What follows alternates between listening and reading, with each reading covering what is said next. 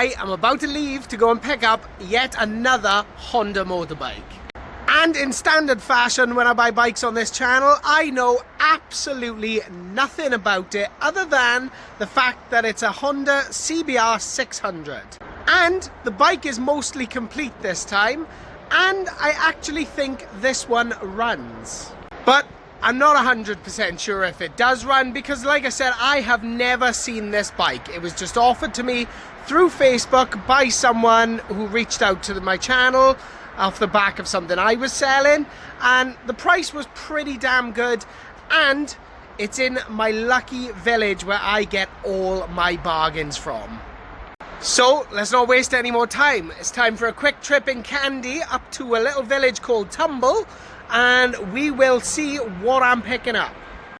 And just like that, I have arrived, and here it is. Let's take a look. So it is a CBR 600F, and it's not too bad on first inspection.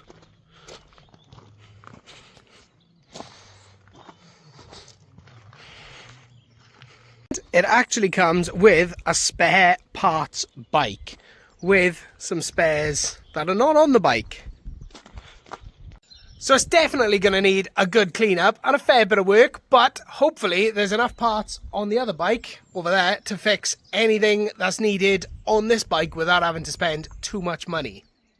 So I think this one is a goer. So we're going to get it in the van, we're going to get it back to the workshop and take a much more in-depth look at it, and we'll see exactly what we think is wrong or what we can do with this.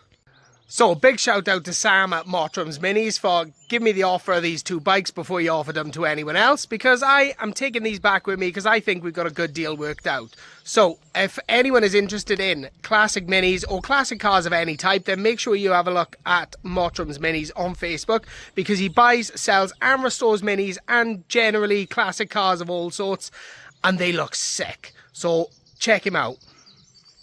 And in a flash, we're back in the workshop with one complete Honda CBR 600F and one not so complete Honda CBR 600, possibly F.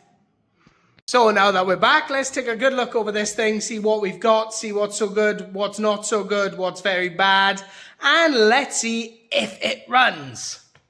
So on a good look over the bike, you can see, I mean, first of all, it's dirty, it is grubby, it definitely needs a good cleanup, but most of the plastics look pretty good. There's no major damage that I can see.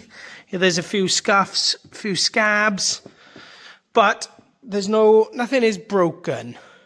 Down the front, we can see the front brake calipers are not there, so there are no brakes connected to know if that works. The front wheel should come out fairly nice with a clean. Now, as well as the decent front wheel we've got, they're good tyres, actually. There's plenty of tread left on them. They are Pirellis. However, the dot code is saying 1914, which means the 19th week of 2014. So the tyres are getting on for 11 years old. So I don't know. Is that a good tyre? Is that a bad tyre? I actually don't know, but 11 years old, it's got good tread and it looks in quite good condition. Now, as you dig into things, you get quite a lot of corrosion. It's obviously been stored outside for an extended period of time somewhere before Sam picked it up to pass it on to me.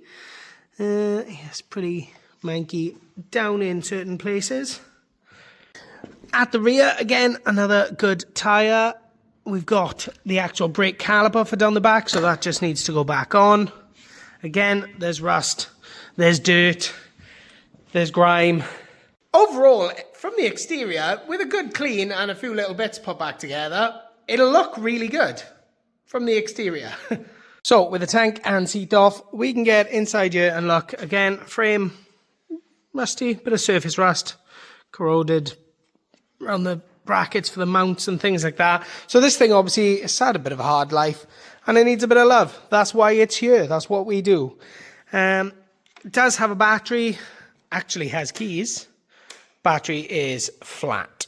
Okay, so with a power pack on it, if you turn the key, you get nothing, but we have seen some things with this, and if you get a cable, which we've got from the battery terminal, and you put it to the fuses, then you do start getting lights and other things. However, when you hit the start button, it doesn't actually do anything.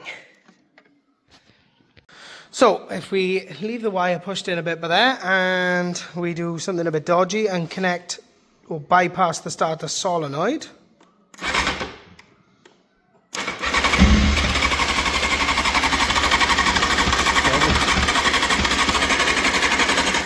so it does turn over. So with a bit of fan dangling and a bit of bypassing, we know that it turns over.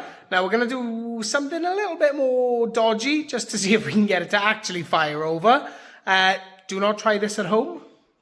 So we got like a little spout rigged up directly into where the fuel would feed into the carbs. So we've put some fuel in there. I'm going to try and cover over the carbs. Hang on. And we're going to see if we can get this thing to start again.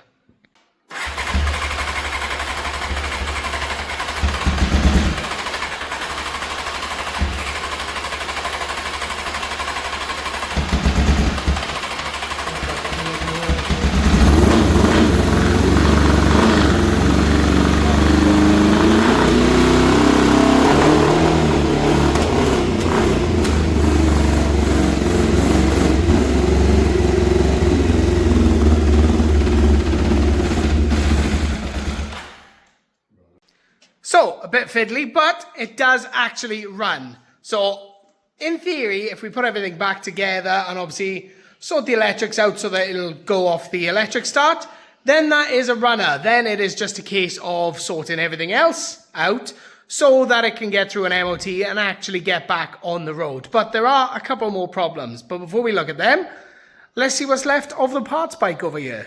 And as you can see, there is not much. There's no wheels, no tyres, no forks, no fairings. Although we have got some fairings that came with it and we've piled them up there. There is a seat. But there's not much else.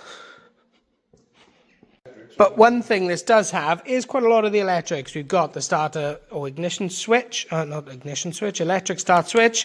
There's also a fuse box. There is also a starter solenoid down here somewhere, there.